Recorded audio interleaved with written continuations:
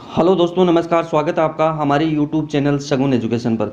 दोस्तों, आज हम इस वीडियो में बात करेंगे 17वीं वन रिपोर्ट के बारे में, वो भी दोस्तों ट्रिक के माध्यम से पूरा डिस्कस करेंगे। दोस्तों, वीडियो आपके लिए यूजफुल है, इसकी मत करना, एंड तक वॉच करना। अगर आपको वीडियो अच्छा लगे तो वीडियो को लाइक और चैनल को सब्सक्राइब जरूर करना।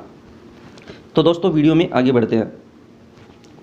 दोस्तों, सबसे पहले हम बात करते हैं जो हमारी 17वीं वन रिपोर्ट है उसके बारे में डिटेल से बात करते हैं। दोस्तों, जो वन रिपोर्ट है वो हमारे तैयार करता है, कौन करता है? भारतीय वन सर्वेक्षण। यानी कि जो वन रिपोर्ट है वो तैयार करता है हमारे भारतीय वन सर्वेक्षण।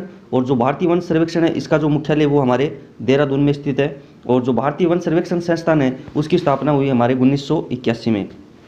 दोस्तों, ध्यान रखना, एग्जाम की दृष्टि से मोस्ट फैक्ट है। यानी कि जो वन रिपोर्ट है वो हमारे जो भारतीय वन सर्वेक्षण है मतलब देहरादून में वो तैयार करता है। और जो वन रिपोर्ट है वो हमारी जारी कौन करता है? पर्यावरण वन जलवायु मंत्रालय। यानी कि जो वन रिपोर्ट जारी कौन करता है? पर्यावरण वन और जलवायु मंत्रालय द्वारा जारी की जाती है।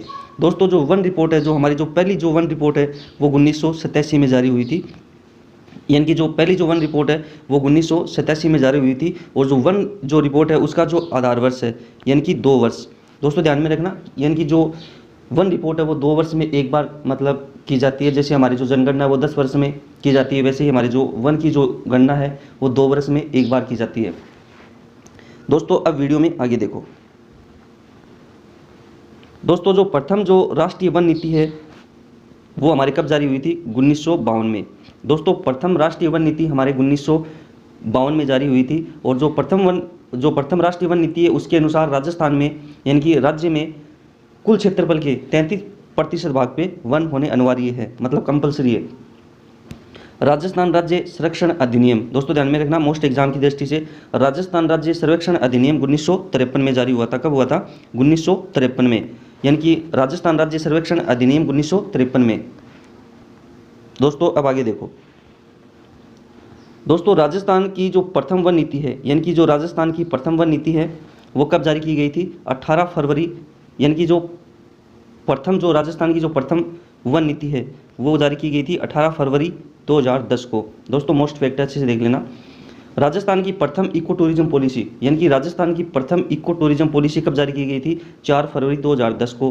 दोस्तों, प्रथम वन नीति हमारे 18 फरवरी 2010 को जारी की गई थी। और जो प्रथम इको टूरिज्म पॉलिसी है वो हमारे 4 फरवरी 2010 को जारी की गई थी। दोस्तों, अब हम बात करते हैं डिटेल से, जो हमारी जो राजस्थान वन रिपोर्ट है 2021 के बारे में डिटेल से देखते हैं। दोस्तों, जो वन रिपोर्ट है यानी कि जो हमारी जो 17वीं वन रिपोर्ट है वो कब जारी की गई थी? दोस्तों, वो 13 जनवरी 2022 को जारी की गई थी। यानी कि जो राजस्थान की जो वन रिपोर्ट है 2021 की 17वीं जो वन रिपोर्ट है वो उसके जो आंकड़े जारी हुई थी वो हुए थे हमारे 13 जनवरी 2022 को। कब हुए थे? 13 जनवरी 2022 को। दोस्तों, राज्य में अभिलेखित वन है।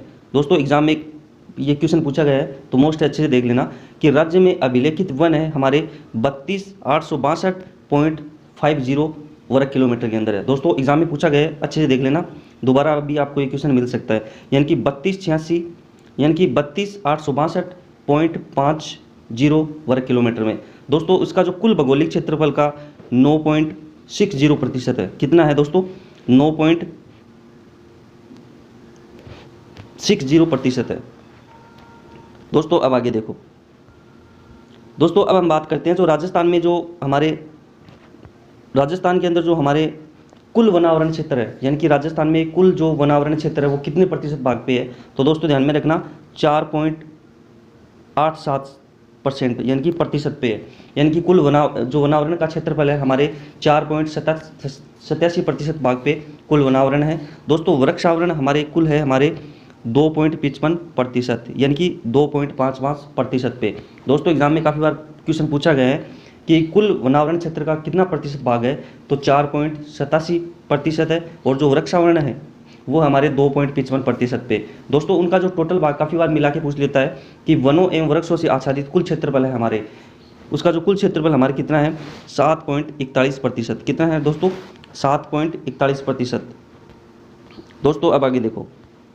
दोस्तों, अब जो वनों का जो हमारा जो वर्गीकरण है उसके बारे में डिटेल से बात करते हैं।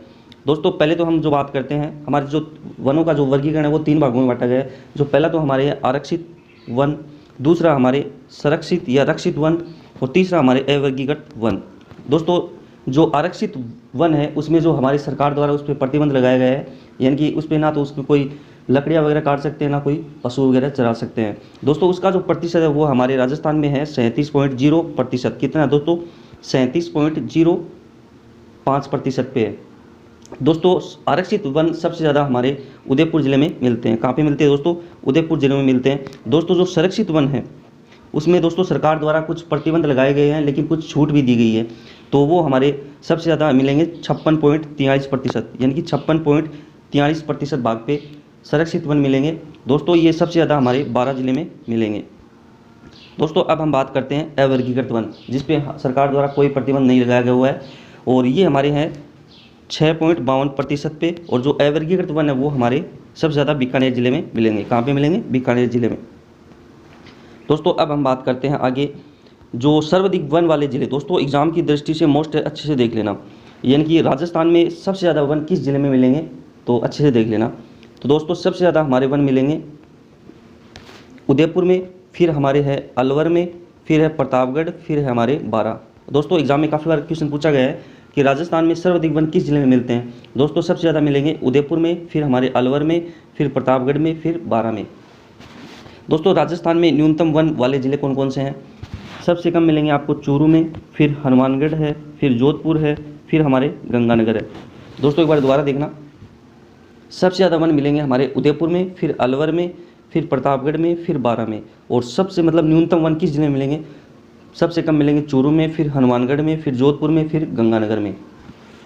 दोस्तों अच्छे से देख लेना, एग्जाम की दृष्टि से मोस्ट है।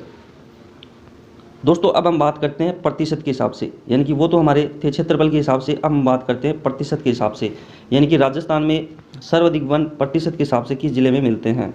दोस्तों सर्वाधिक वन हमारे प्रतिशत के हिसाब से मिलेंगे, सबसे ज़्यादा मिलेंगे आपको उदयपुर में, फिर प्रतापगढ़ में, फिर सिरोही में, फिर हमारे करौली में। और जो न्यूनतम वन है प्रतिशत के हिसाब से वो मिलेंगे हमारे जोधपुर में, फिर हमारे चूरू में, फिर जैसलमेर में, फिर बीकानेर में। दोस्तों एक बार दोबारा देखना, सर्वाधिक प्रतिशत के हिसाब से वन मिलेंगे हमारे उदयपुर में, फिर प्रतापगढ़ में, फिर सिरोही में, फिर हमारे करौली में। और जो न्यूनतम वन है प्रतिशत के हिसाब से वो मिलेंगे हमारे सबसे कम मिलेंगे जोधपुर में, फिर चूरू में, फिर जैसलमेर में, और फिर हमारे बीकानेर में। दोस्तों दोनों फैक्ट मोस्ट है, अच्छे से देख लेना। दोस्तों अब आगे देखो, दोस्तों अब हम बात करते हैं वन क्षेत्र कमी या वृद्धि, मतलब किस जिले में वनों में कमी हुई है और किस में वृद्धि हुई है। दोस्तों अच्छे से देख लेना। दोस्तों अब हम बात करते हैं सर्वाधिक वृद्धि किस जिले में हुई है, यानी कि सर्वाधिक वृद्धि किस जिले में हुई है। यानी कि जो 17वीं जो वन रिपोर्ट है हमारे 2021 की, जो हमारे 13 फरवरी यानी कि 13 जनवरी 2022 को जो जारी की गई थी 17वीं वन रिपोर्ट, उसके हिसाब से सबसे ज़्यादा वन किस जिले में है, यानी कि वृद्धि किस जिले में हुई है वनों के अंदर। तो दोस्तों सबसे ज़्यादा वृद्धि हुई है हमारे अजमेर में, फिर हुई है पाली में, फिर हुई है बीकानेर में, फिर हुई है नागौर में। और जो न्यूनतम कमी किस जिले में आई है दोस्तों वनों के अंदर, वो जालौर में, फिर करौली में, फिर सिरोही में, और फिर भरतपुर में। दोस्तों एक बार दोबारा देखना, सबसे ज़्यादा हमारे वृद्धि किस जिले में हुई है, सबसे ज़्यादा वृद्धि हुई है अजमेर में, फिर पाली में, फिर बीकानेर में, फिर नागौर में। और दोस्तों कमी किस जिले में हुई है, सबसे ज़्यादा कमी हुई है हमारे जालौर में, फिर करौली में, फिर सिरोही में, और फिर भरतपुर में। यानी कि सबसे वृद्धि हुई हमारे अजमेर में, और सबसे ज़्यादा कमी हुई हमारे जालौर में। दोस्तों अगर आपको हमारा वीडियो अच्छा लगे तो वीडियो को लाइक और चैनल को सब्सक्राइब करना ना भूलें, और बेल आइकन पर क्लिक करें ताकि आने वाली वीडियो का नोटिफिकेशन आपको समय पर मिल सके। दोस्तों मिलते हैं अगली वीडियो में, धन्यवाद।